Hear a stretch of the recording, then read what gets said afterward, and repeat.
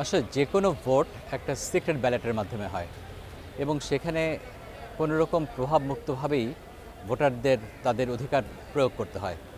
তো যদি এটা হ্যাঁ বা না, এটা জনগণ তার নিজস্ব স্থির বিবেচনায় তারা স্থির করবে ভোটটা কীভাবে দেবে। যদি কোনো শুভ জিনিস হয়ে থাকে, সরকার সেখানে পরামর্শ দিতে পারে, প্রচারণা করতে পারে what are the benefits of হ্যাঁ ভোট বা না ভোট। কিন্তু যদি সরকার থেকেই হ্যাঁ ভোটকে দেওয়ার জন্যে বলা হয়ে থাকে, তো আমি মনে করি এটা আইনসম্মত নয়। কারণ আইনে বলে দিচ্ছে যে আইন ডিম্যান্ডস যে যখন ভোট হবে সেটা সিক্রেটলি হবে, তো সেখানে কোনো রকম প্রভাব থাকবে না। কাকে ভোট দেবে না দেবে সেটা ভোটার নিজস্ব চয়েস, এবং এই প্রভাব করাটাও কিন্তু আইনগতভাবে সঠিক নয়। ফলে আমি মনে করি একজন আইনজীবী হিসেবে যে সরকারের পক্ষ থেকে এই হাঁ ভোটকে দেওয়ার জন্য যে প্রচারণা, সেটা প্রত্যক্ষভাবে এটা সঠিক নয় আইনগতভাবে।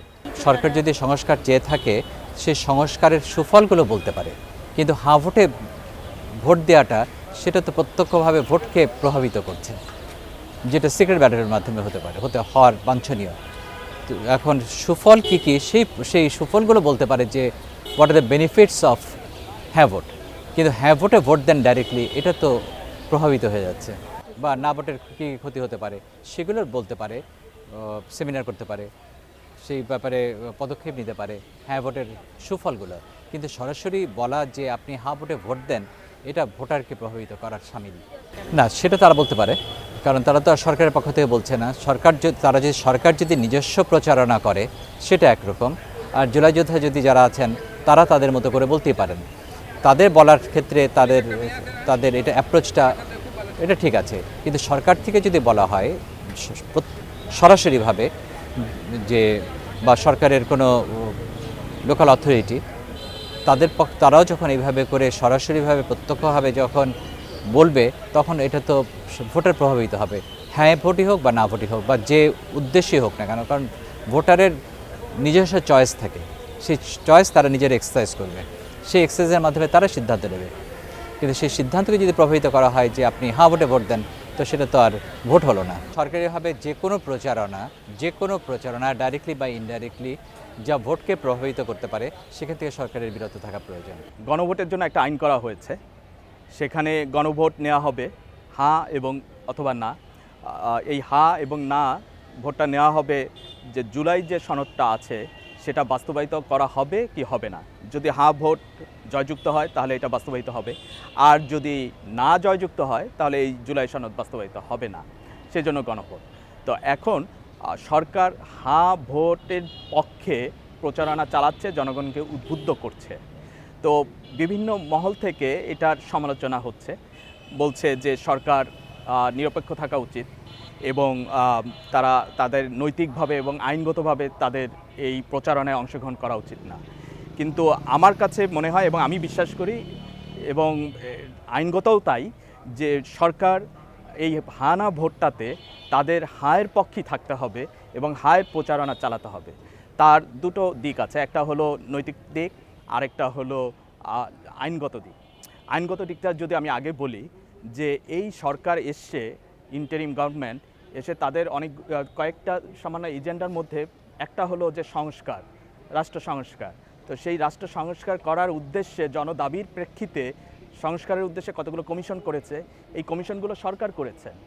সরকার করার পরে এই কমিশনের রিপোর্টের ভিত্তিতে একটা জুলাই সনদ তৈরি হয়েছে, যে জুলাই সনদটা বাংলাদেশের বিভিন্ন পলিটিক্যাল পার্টি যারা মেজর পার্টি আছেন তাদের সাথে আলোচনার সাপেক্ষে এই জিনিসটা হয়েছে, জুলাই সনদটা হয়েছে।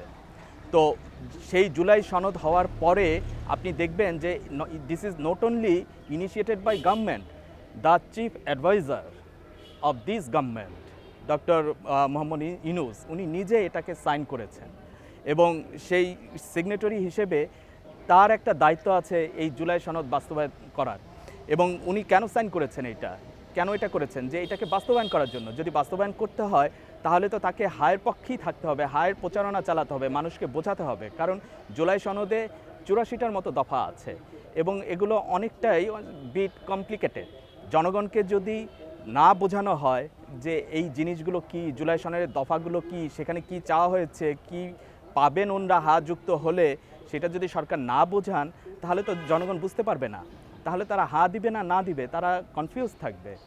আর এটা লিগ্যাল দিক গেল, আর নৈতিক দিক থেকে এই জন্যই তাকে করতে হবে যে এটা শুধু ইনিশিয়েট করেছেন না, এখানে ওনরা সাইন করেছেন, তদুপরি এখানে একটা অঙ্গীকারনামা আছে এই জুলাই সনদের মধ্যে।